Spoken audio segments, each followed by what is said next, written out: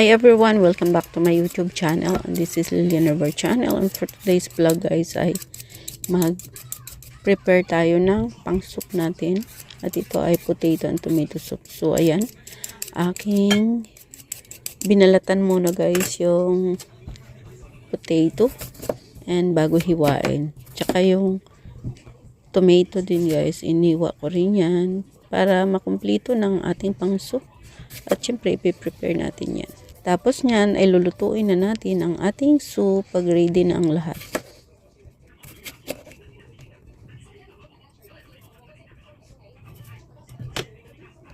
Ayan na guys, at handa na lahat ng ating ingredients. So ayan, may potato at tomato tayo, may tofu tayo, at saka minced pork. So may ginger din tayo guys.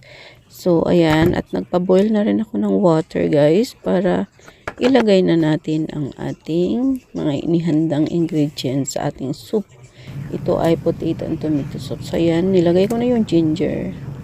Siyempre after that, tomato naman. Pagkatapos ng tomato ay yung potato syempre.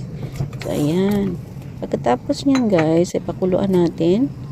At ayan, nilagay ko na rin ang ating minced pork. So ayan guys, dahil na-frozen pa guys ang ating minced pork, at isa pa ay kailangan na natin lutuin.